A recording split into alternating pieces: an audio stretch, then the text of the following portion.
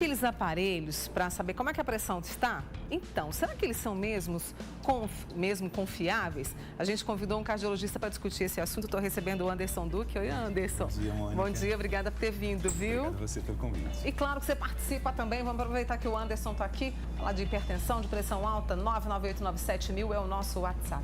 Então, você trouxe um aparelho profissional que vocês usam justamente para saber como é que está a pressão, né? Sim. Esse aí é... Esse aqui é o que a gente usa habitualmente nos consultórios, e os profissionais de saúde têm treinamento para usar, que é o esfigmomanômetro, que nós dizemos aneroide. Ele depende de treinamento porque ele depende do estetoscópio, então nem todo mundo está capacitado para fazer a medida através desse aparelho. Entretanto, a gente sabe que tem muitos outros aparelhos disponíveis, você até comentou aí, antes da gente entrar no ar, que outros aparelhos automáticos estão amplamente disponíveis, são vendidos aí em farmácias, lojas de equipamentos médicos. Então, vale a pena discutir um pouquinho sobre esses aparelhos, que é interessante.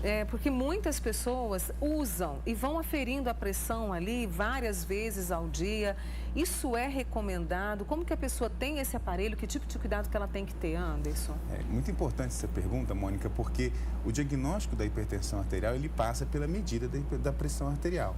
Então, uma medida feita num momento inadequado ou da forma inadequada pode gerar um erro diagnóstico, de forma que, às vezes, uma pressão alta não necessariamente indica uma hipertensão arterial doença. É uma medida alterada de pressão e não necessariamente significa que a pessoa é hipertensa. É importante esse discernimento. Então, às vezes, o momento certo, a hora certa e a técnica correta vai fazer toda a diferença nesse manejo. Então, a gente não recomenda que meça a pressão muitas vezes no dia, meça a pressão em momentos, por exemplo, que você está nervoso, ou você teve um estresse traumático, que nós discutimos agora há pouco, ou um estresse físico, uma dor de cabeça, uma dor na barriga, uma dor em algum lugar, porque essas medidas certamente vão vir alteradas. E muitas vezes ela não nos diz se a pessoa é ou ela não é hipertensa. Então tem que ter esse cuidado também. Sim, com certeza. Para quem precisa, né, desse controle, que horas que é interessante aferir a pressão, em que momento do dia, quantas vezes por semana? Ótimo. Então você falou numa palavra mágica para nós, que é controle, né? Então eu quero deixar claro aqui a diferença entre o diagnóstico e o controle. Há aqueles que nós não sabemos ser hipertensos e nós faremos o diagnóstico de hipertensão. Para o diagnóstico, nós precisamos de pelo menos 2 medidas alteradas, preferencialmente no consultório médico, ou que o paciente traga para nós de casa uma série de medidas onde nós faremos uma média desses valores e definiremos o diagnóstico. Aí definimos que o paciente é hipertenso. Começamos uma proposta de tratamento e vamos falar em controle de pressão arterial agora. Então, agora o paciente já é hipertenso, nós queremos saber se a pressão dele está bem controlada ou não controlada com as medidas que nós assumimos e nós adotamos. Aí, no caso, a gente recomenda que essas medidas sejam feitas pelo menos no período da manhã, antes do café, e no período da noite, antes da ceia, 2 medidas sequenciais em cada momento. O paciente anota para nós essa medida uma semana antes de voltar ao consultório, nós faremos uma média daquelas medidas e aí definiremos se ele está controlado ou não controlado. É tudo muito minucioso, quer dizer, não pode ser feito de qualquer jeito. Exatamente, porque existe um método e esse método justamente vai permitir que a gente não tenha essa confusão no diagnóstico e da interpretação, porque a gente percebe que o paciente chega para nós muitas vezes aflito no consultório porque fez uma medida de pressão num momento conturbado ou, por exemplo, passou por um estresse familiar, um estresse pessoal, mediu a pressão, estava 16, e ele vem aflito para nós e nós temos que tranquilizar e falar assim, não sei ainda dizer se você é doente ou não. Às vezes foi só uma resposta natural a um estresse. Anderson, a gente pode passar por situações assim, por exemplo, de repente a pessoa está numa unidade de saúde, aí ela vai, afere a pressão, deu X. Afere a pressão meia hora depois, deu outro X. E depois de um outro tempo, outro X. Essa oscilação, ela é possível de acontecer? Sim, sim. A pressão é uma medida altamente dinâmica, né? Então, assim, depende muito do contexto. Vou dar um exemplo. Você chega na unidade de saúde com dor de cabeça. Sua pressão está 16/9. O que eu faço? Eu vou falar assim, eu vou primeiro medicar o paciente para dor. Dou um analgésico comum e essa dor cessa. E eu meço de novo a pressão do paciente está 13/8. Ok. Então, nesse intervalo, às vezes, de 30 minutos, essa pressão saiu de um valor que é moderadamente elevado, a um valor normal, ou próximo da normalidade. Então, isso acontece bastante. Porque às vezes as pessoas ficam preocupadas, até questionam, então isso pode acontecer. Muito. Né? Pronto-socorro nunca é um bom lugar para fazer diagnóstico de hipertensão, porque você já está estressado porque você está esperando muito, você está com algum desconforto, algum incômodo. O médico nem sempre te faz aquele acolhimento adequado, porque está naquela necessidade de atender muita gente ao mesmo tempo.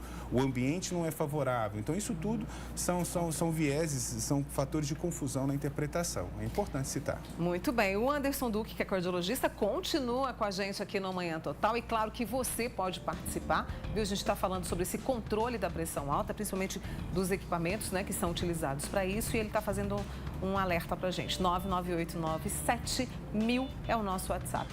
A gente está falando hoje, né, sobre pressão alta, que é um dos problemas de saúde mais comuns no mundo. Pelo menos 20% da população adulta sofre com a hipertensão. E a gente conversa hoje com o cardiologista Anderson Duque, que explica para a gente sobre o controle, a aferição, usando alguns aparelhos. Antes de trazer as perguntas dos nossos amigos, Anderson, você mostrou esse aparelho de pressão que é muito utilizado por vocês. E a gente tem um de pulso e um do braço, que muita gente compra, né? E esses aparelhos, qual o cuidado? Que bom que você tocou nesse assunto. Eu acho importante a população conhecer um pouquinho mais sobre esses aparelhos, porque isso vai nos ajudar muito no nosso trabalho. A gente sabe que tem aqueles aparelhos automáticos que são medidos no braço, no pulso, né? E tem aqueles automáticos que são medidos no braço. São aparelhos de muito fácil manejo, basta um clique no botão, a medida é automática. Mas eu quero frisar aqui que os aparelhos que são usados de pulso, e normalmente são os aparelhos mais difundidos, por serem de menor custo, eles são menos precisos do que os de braço. Exatamente a produção chegou com a gente aqui com um dos aparelhos, perfeito. Né? Esse é o de pulso.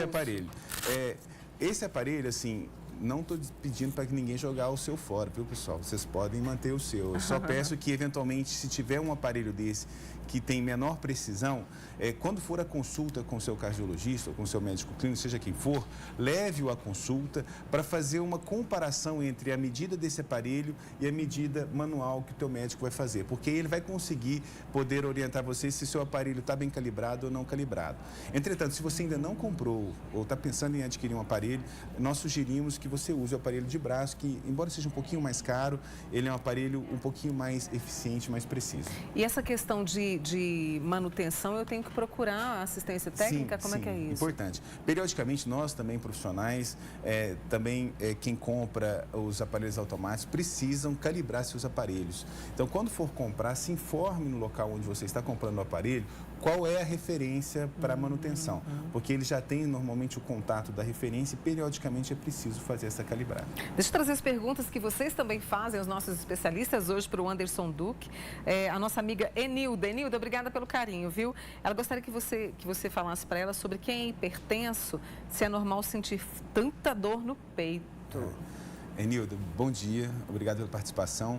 Dor no peito sempre preocupa, ainda mais no paciente hipertenso. Eu sugiro que você compartilhe esse sintoma com o seu médico, porque ele precisa ser muito bem avaliado pelos riscos. Dor no peito é um sintoma que pode não significar nada tão importante, mas também pode ser um alarme por uma doença muito grave, como, por exemplo, infarto ou coisa parecida. Então, não é comum, não é esperado, a gente não quer que nossos pacientes sintam dor no peito, então eu sugiro uma avaliação médica com brevidade. Muito bem. A Luzia, ela quer saber justamente sobre esse aparelho de pressão de pulso que você acabou de falar para a gente, mas para reforçar para ela. E qual o melhor horário para tomar remédio de pressão? Luzia, não jogue seu aparelho fora, por favor, né? Só faça esse exercício que eu recomendei com o teu médico. O horário do medicamento, isso depende muito, porque existem remédios de pressão que são tomados uma vez ao dia, existem remédios de pressão que são tomados 3 vezes ao dia. Então, depende muito de qual remédio que nós estamos falando. Normalmente, o que a gente fala para o paciente é o seguinte, tente adaptar a tomada do seu remédio é aquele momento que você não vai esquecer, que o paciente tenha um pouco mais de regularidade. Eu sugiro sempre para meus pacientes assim, deixe uma garrafinha de água e comprimido já na pia do banheiro, para quando você for escovar o dente, você já vincular aquele ato à tomada do remédio. Mas isso não é uma regra, né? O importante é tomar o remédio. Então, depende muito de qual remédio você está usando, quantas vezes você tem que tomar esse remédio por dia, mas adote um horário que você não vai esquecer, isso é o mais importante. Muito bem. Deixa eu trazer aqui a Rosângela. Edila, do bairro Ipanema. Ela quer saber se pés e mãos inchados têm a ver com pressão alta. Não necessariamente, né? A hipertensão é uma doença das artérias e elas não cursam com o inchaço. Então, provavelmente o inchaço, ele pode ser decorrente ou de um problema nas veias, na circulação venosa, ou outros problemas também, que é importante uma avaliação médica. Então, inchaço no corpo sempre pede uma avaliação de um especialista. A Valma de Frutal acompanhando a gente. Valma, um beijo grande para você. Ela tem pressão baixa, tem dia que está 9/5. Ela quer saber se é perigoso. A gente sempre fala da pressão alta, né? Mas essa pressão também baixa demais é um risco? Valma, obrigado pela pergunta. Deve ser uma dúvida frequente entre muitos participantes aqui do programa. Certamente, pressões muito baixas, elas tendem a não ser muito bem toleradas. Eu não sei se Valma é hipertensa, ela não mencionou isso, ou ela não é hipertensa. Porque num paciente que é hipertenso, ou tem um histórico de pressão alta, quando nós adotamos uma estratégia muito agressiva, com pressões muito baixas, isso a longo prazo não é bom. Então, nós tentamos manter o paciente hipertenso no nível de pressão em torno de 12/8. Esse é o nível que a gente almeja. Logicamente, a gente sempre não consegue esse nível exatamente, mas esse nível 9, que certamente é o nível baixo. Agora, se ela não é hipertensa e já é natural dela ter pressão baixa, é outro cenário. Então, é um paciente que já é dela ter pressão normal, normalmente baixa. Então, nesse cenário, preocupa menos, é mais tranquilo. Tá bom. Tem uma amiga nossa que quer saber o seguinte, é a Regina Mara. Os aparelhos de pressão, ela tem 2 modelos em casa. Quer saber se é verdade que um dá um valor de medição alterado. Se a gente mede 2 a 3 vezes no mesmo momento, ele dá valores totalmente diferentes. É assim, Regina. É a Regina Mara. A Regina Mara. A pressão, ela é dinâmica, né? Se nós tivéssemos a ferramenta de medir continuamente, naturalmente ela oscila mesmo com o tempo, ela não é um valor congelado. Então, é possível que em um momento ou outro haja alguma discrepância. Não é normal que essa diferença seja muito grande. Por exemplo, você mediu 10 e em 2 minutos está 16. Então, isso às vezes, se não mudou a situação, se está havendo essas mudanças, provavelmente o aparelho deve estar mal calibrado e precisa de uma avaliação. Muitas perguntas chegando para você, viu, Anderson? Me diga uma coisa, a pressão alta hoje, qual é o valor considerado? Hoje, o que a Sociedade Brasileira hoje recomenda é que 14/9 para cima é pressão alta. Entretanto, nós ainda estamos debatendo no meio médico, as sociedades americanas e europeias ainda não chegaram num valor definidor, mas até esse momento que nós conversamos, o posicionamento da Sociedade Brasileira de Cardiologia é 14/9. A Sociedade Americana traz outro valor, mas nós aqui no Brasil ainda adotamos essa até a nova diretriz sair. Muito bem. Deixa eu trazer mais perguntas para o doutor Anderson Duque. A nossa amiga, não é Elimara, ela mandou um nome aqui. Ela toma remédio para pressão e às vezes quando começa a pegar no sono, acorda com falta de ar. Pode ser algum problema relacionado à medicação?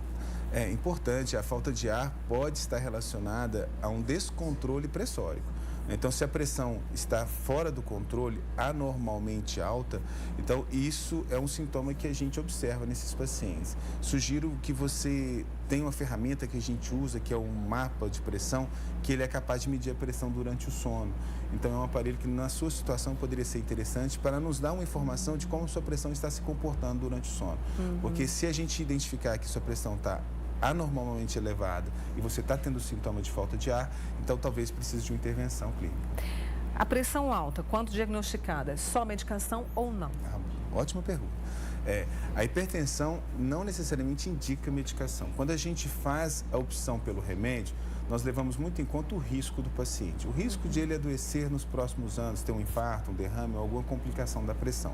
Mas pacientes que têm níveis mais limítrofes de pressão, vou dar um exemplo, 14/9, num paciente relativamente jovem, meia-idade, que não tem outras doenças que nós chamamos de comorbidades. Esses pacientes que são de baixo risco, eu posso tratá-lo com medidas comportamentais por um período de 3 meses. E a gente faz um pacto. Vamos comer melhor, vamos fazer exercício, vamos perder peso, vamos diminuir o consumo de álcool e aí assim a gente consegue otimizar seu tratamento sem o remédio. Mais gente perguntando, tonturas ao abaixar a cabeça, isso pode significar pressão alta? A tontura, na verdade, ela está muito mais relacionada à pressão baixa do que à pressão alta. Então, pacientes que às vezes estão estão tomando remédios de pressão, esses pacientes estão sujeitos a quedas de pressão. Então, eventualmente, dias mais quentes, iguais aos que nós estamos vivendo agora, pacientes que estão super medicados, tomando vários medicamentos, que se hidrata mal, às vezes a pressão fica muito baixa e nesse momento ele pode sentir tontura a um movimento repentino. Essa temperatura alta para quem sofre de hipertensão, é preciso cuidado redobrado, Anderson? Muito importante isso. Sempre recomendo para os meus pacientes isso, que pacientes que estão tomando remédio de pressão têm que estar sempre muito bem hidratados, especialmente nessas épocas muito quentes, porque eles já estão com os vasos dilatados e eventualmente se diminuir o consumo de água, então qualquer desidrataçãozinha pode refletir em valores mais baixos de pressão e sintomas. A Damiana, que me mandou uma rosa lindíssima aqui, ela quer saber se tomar remédio uma vez que é pressão alta, tem que sempre tomar a medicação. Uma vez que a gente faz o diagnóstico da doença hipertensão arterial sistêmica, essa doença é uma doença que não tem cura. É uma doença que nós podemos até controlá-la sem remédio, igual nós dissemos agora há pouco. Sim. Mas dizer que você deixou de ser hipertenso, não deixou. Você talvez controlou a hipertensão com medidas comportamentais, mas não quer dizer que você deixou de ser hipertenso. Você ainda continua com a doença e ela é incurável, ela é só controlável. Tem um amigo nosso, ele era obeso, tinha muitas dores de cabeça e pressão alta. Exercícios físicos ajudaram a emagrecer e hoje só toma me ajuda. Isso, exatamente. Desculpa, eu não consegui falar. Que bom. É um exemplo para a gente seguir, é um exemplo que a gente sempre bate na tecla e é o mais difícil, né? Você perder peso, emagrecer, melhorar a sua alimentação, fazer atividade física. E isso é um exemplo de que a gente consegue, às vezes, reduzir dose, reduzir número de remédios que o paciente toma só com medidas de comportamento. A gente insiste muito nisso porque é o que traz melhor impacto, é muito importante. E essa mudança de estilo de vida independe do momento, né? Independe. Ela é válida em qualquer situação. Independe, muda a vida, é o que vai garantir que a gente viva mais. E melhor, né? E melhor. Deixa eu trazer uma amiga nossa que é o seguinte, ela disse que a pressão dela é normalzíssima durante o dia. Agora, costuma subir quando está dormindo. Essa eu te confesso que eu nunca tinha ouvido. Isso aí também caracteriza a hipertensão arterial. Importante isso, né? Um momento que é fisiológico, é natural que quando a gente vai dormir, nossa pressão tende a cair. A gente chama isso de descenso noturno. Se isso não está acontecendo ou se durante a noite a sua pressão sobe, você é uma candidata a ter o diagnóstico de hipertensão. Então, volto naquela ferramenta que nós discutimos, que é o mapa. Sugiro que você procure o seu médico, porque faremos um mapa à noite e veremos que nível você está atingindo à noite e pode ser que nesse nível a gente tenha que tratar. Tem que tratar, né? A nossa amiga Rosa Maria é hipertensa e ela traz uma questão. Saturação, Anderson, o que é isso? Rosa, eu não entendi qual o termo saturação a que você se refere, ou você diz, eu estou muito saturada, quer dizer que você está muito irritada. Isso, do aspecto afetivo emocional, certamente impacta no controle da pressão. Agora, se for saturação de oxigênio ou outro elemento que você eventualmente tenha mensurado através de algum aparelho que a gente usa como oxímetro, são coisas diferentes que não se relacionam com a pressão arterial, não. Tem uma amiga nossa, a Geise, ela teve pré-eclâmpsia e tem a possibilidade de desenvolver hipertensão depois? Importante essa pergunta, né? Geise, porque assim, nós vemos com muita frequência gestantes desenvolvendo hipertensão arterial no momento da gestação e a pré-eclâmpsia é justamente esse diagnóstico. Nós não sabemos exatamente qual a gestante hipertensa vai continuar hipertensa ou vai deixar de ser hipertensa. O que nós sabemos é que gestantes que têm pré-eclâmpsia, mesmo que elas melhorem depois do parto, que o neném está retirado do neném, que pode melhorar a pressão, elas têm uma tendência futura a serem hipertensas. Então, essas pacientes, a gente sempre sugere que mantenha acompanhamento periódico com o cardiologista para tentar identificar o mais precocemente possível a hipertensão arterial.